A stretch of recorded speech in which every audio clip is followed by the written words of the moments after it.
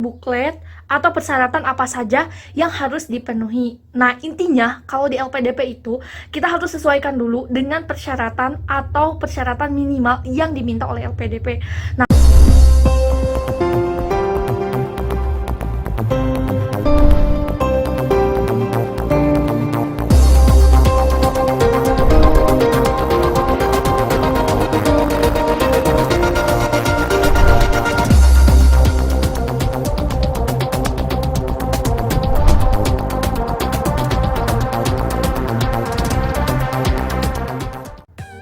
Bismillahirrahmanirrahim. Assalamualaikum warahmatullahi wabarakatuh. Ketemu lagi di channel Sahabat Ilmu. Salam sahabat.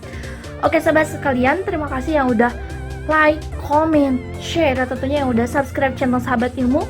Mudah-mudahan diberikan kelancaran segala sesuatunya. Amin ya robbal alamin.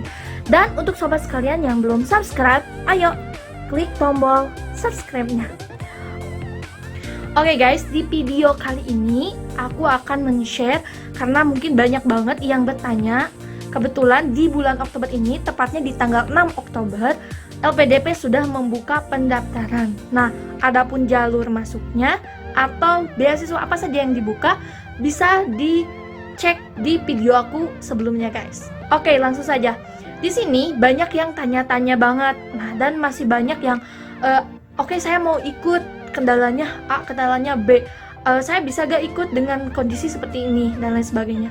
Nah, video kali ini mudah-mudahan bisa setidaknya memberikan ruang atau bisa memberikan gambaran untuk teman-teman sekalian yang memang mau apply di bulan Oktober ini guys.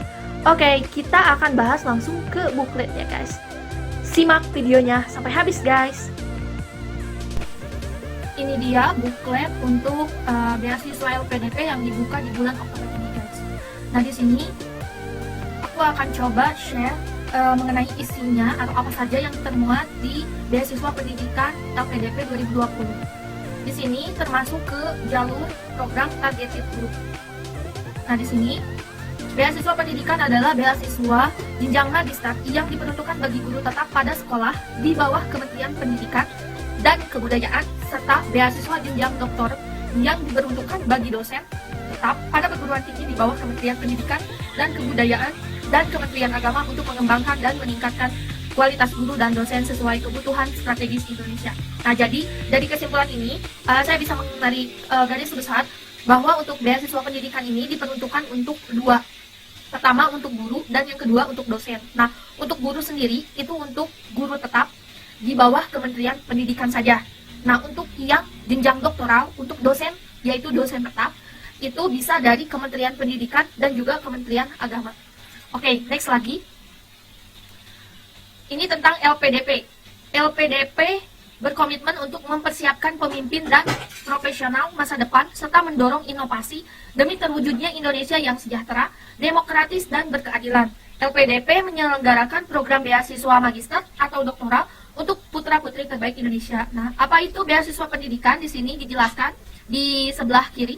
Beasiswa pendidikan diperuntukkan untuk guru tetap pada sekolah di lingkungan Kementerian Pendidikan dan Kebudayaan yang telah. Nah, jadi ini poin pertama ditulis untuk guru tetap itu yang telah mendapatkan atau memiliki NUPTK atau nomor unik pendidik dan tenaga kependidikan. Lalu untuk dosen, itu dosen tetap pada perguruan tinggi dan di lingkungan Kementerian Pendidikan dan Kebudayaan dan juga Kementerian Agama yang telah memiliki NIDM. Jadi syarat yang pertama yang harus dipenuhi untuk guru harus memiliki NUPTK dan untuk dosen harus memiliki NIDM. Oke, clear. Oke, next. Nah, seperti apa skema beasiswa pendidikan? Untuk magister 1 gelar atau single degree, untuk guru tetap dengan durasi studi paling lama 24 bulan atau 2 tahun. Nah, untuk doktor itu sama 1 gelar single degree untuk dosen tetap dengan durasi studi paling lama 36 bulan dan dapat diperpanjang selama 2 semester berdasarkan evaluasi. Jadi adapun kelebihan masa studi itu masih bisa dievaluasi tergantung dengan kebijakan dari pihak LPDP. Oke, lanjut lagi. Pendaftar BPI pendidikan wajib sudah memiliki LOA unconditional dari perguruan tinggi tujuan dalam daftar LPDP. Nah, ingat ini juga di garis bawahi. LOA yang didapatkan itu harus dari perguruan tinggi yang masuk ke daftar yang akan dibiayai oleh LPDP.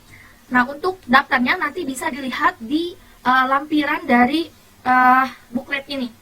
Nah, untuk teman-teman atau sobat sekalian yang membutuhkan buklet ini, boleh DM, dilihat di box deskripsi, DM alamat Instagram dari admin Sahabat Ilmu, nanti akan di-share. Mohon maaf belum bisa di-share di YouTube ya, di box deskripsi YouTube, karena mungkin ada beberapa tahapan yang belum diselesaikan juga oleh admin. Oke, lanjut lagi. Di sini, pendaftar beasiswa pendidikan Indonesia hanya dapat memilih satu perguruan tinggi dan program studi sesuai dengan LOE. Jadi hanya dapat memilih satu ya. Terus pendaftaran beasiswa pendidikan Indonesia untuk pendidik belum memulai studi dan hanya diizinkan untuk memulai studi pada tahun 2021. Jadi belum diizinkan untuk tahun ini, tapi mulainya itu di tahun 2021. Oke, ke atas lagi. Pendaftar BPI pendidikan yang telah memiliki LOE unconditional dengan waktu mulai studi pada tahun 2020, nah wajib menunda studi atau istilahnya defer. Defer itu menunda studinya dan memulai studi di tahun 2021 serta melampirkan surat keterangan menunda melalui memulai studi dari perguruan tinggi tujuan yang diunggah bersamaan dengan LOE-nya. Jadi ini misalkan yang sudah masuk di tahun 2020 ini dirasa-rasa membutuhkan beasiswa dan mau ikut dulu LPDP, boleh menunda dulu perkuliahannya dan meminta surat defer ke kampusnya bahwa akan melakukan studi di 2021. Oke, di sini apa saja untuk komponen biaya yang akan diberikan? Pertama ada biaya pendidikan. Untuk biaya pendidikan itu mencakup biaya pendaftaran, biaya SPP, tunjangan buku, biaya penelitian tesis atau disertasi, biaya seminar internasional, biaya publikasi jurnal internasional. Nah, untuk biaya pendukung ada biaya transportasi, asuransi kesehatan, biaya hidup bulanan, biaya kedatangan, biaya keadaan darurat, tunjangan keluarga, dan ini untuk khusus yang S3 atau doktor. Oke, apa saja persyaratan umum pendaftaran beasiswa pendidik? Nah, untuk persyaratan umum beasiswa pendidik sebagai berikut. Yang pertama, yang harus disesuaikan atau yang harus kita masuk nih kualifikasinya. Yang pertama, warga negara Indonesia. Yang kedua, telah menyelesaikan studi program diploma atau D4 atau sarjana untuk beasiswa magister. Itu tentu kan. Nah, untuk doktor dengan ketentuan sebagai berikut nih. Kalau untuk doktor kan harus lulus S2 dulu. Nah, perguruan tinggi dalam negeri yang terakreditasi oleh BANPT, terus perguruan tinggi kedinasan dalam negeri atau perguruan tinggi luar negeri yang diakui oleh Direktorat Jenderal Pendidikan Tinggi Kementerian Pendidikan dan Kebudayaan Republik Indonesia atau Kedutaan Besar Republik Indonesia di negara asal perguruan tinggi. Terus tidak sedang ongoing atau telah menempuh studi degree atau non-degree, program magister atau doktor, baik di perguruan tinggi dalam negeri maupun perguruan tinggi di luar negeri. Jadi tidak boleh ya ongoing. Jadi sifatnya kalau memang mau ikut ya harus defer. Oke, next lagi, harus melampirkan surat rekomendasi sebagai berikut nih. Ada surat rekomendasi dari akademisi dan dari atasan bagi yang sudah bekerja. Terus surat rekomendasi dari 2 akademisi bagi yang belum bekerja. Oke, next dulu ya. Nah, nanti kalau misalkan ada yang mau ditanyakan boleh ditulis di kolom komentar. Next dulu, beasiswa yang hanya diperuntukkan untuk kelas reguler. Jadi tidak diperuntukkan untuk kelas-kelas kayak eksekutif, kelas khusus, karyawan, jarak jauh. Terus yang bukan dari perguruan tinggi induk, terus misalkan kelas internasional khusus tujuan dalam negeri. Nah, ini bisa dibaca ya, ini tidak diperuntukkan seperti ini. Terus harus mengisi profil diri pada formulir pendaftaran online. Nanti ada, jadi tidak perlu kita yang buat, tapi sudah disediakan. Terus menulis personal statement. Nah, nanti akan dibahas juga di lampirannya. Oke, next dulu. Terus menulis komitmen kembali ke Indonesia dan rencana kontribusi di Indonesia pasca studi. Jadi ini lebih ke kayak bikin esai itu. Terus harus menulis rencana studi untuk magister atau proposal penelitian untuk doktor. Nah, jadi ada yang namanya rencana studi. Itu untuk magister. Nah, kalau untuk doktoral atau doktor itu proposal penelitiannya yang harus dilampirkan. Nah, untuk yang magister yang membutuhkan contoh rencana studi itu bisa berkunjung di channel Sahabat Ilmu, bisa dilihat ada tips, trik, dan gimana gambaran untuk menulis rencana studi. Oke, lanjut dulu. Apa saja persyaratan khusus pendaftaran beasiswa pendidikan? Nah, ini untuk persyaratan khususnya. Mengunggah dokumen letter of admission atau acceptance atau LOA unconditional. Oke.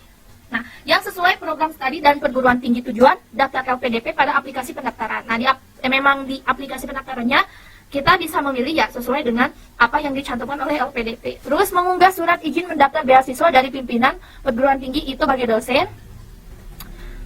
Terus menggugah surat izin mendaftar beasiswa dari kepala sekolah atau pimpinan sekolah untuk pendaftar dari guru tetap. Terus bersedia menandatangani surat pernyataan. Nah, ada surat pernyataan yang formatnya nanti terlampir. Terus memenuhi ketentuan batas usia. Nah, ini juga harus diperhatikan. Jadi jangan memaksakan ketika persatu persyaratan yang belum bisa dipenuhi atau bahkan tidak bisa dipenuhi. Menurut hemat saya ya, kita harus legowo juga. Apakah misalkan kita mencari lagi beasiswa lain dan lain sebagainya seperti itu, atau mungkin ada beberapa yang di bulan ini belum bisa dipenuhi tapi memang pengen ikut LPDP, boleh dicoba di tahun depan. Oke, next dulu ya.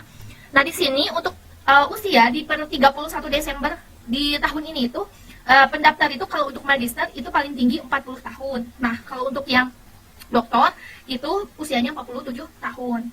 Terus mengunggah dokumen IPK dengan ketentuan, nah untuk magister IPK-nya itu sekurang-kurangnya 3,0 pada skala 4 atau yang setara, dan yang dibuktikan dengan transkrip nilai asli atau telah dilegalisir. Nah, kalau waktu aku daftar LPDP itu jadi lebih baik kedua-duanya, yang asli dan yang dilegalisir dilampirkan.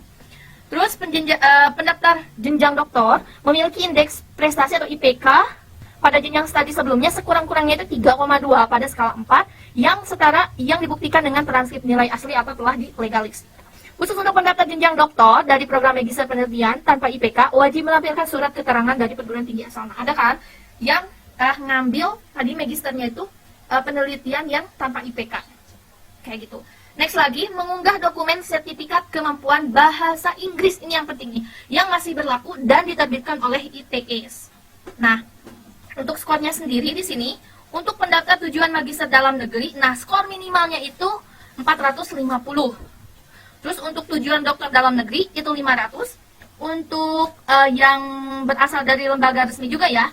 Nah, ini untuk yang sertifikat TOEFL-nya. Jadi kalau misalkan magister dalam negeri itu 450. Terus untuk yang doktoralnya yang dalam negeri juga itu 500. Kayak gitu.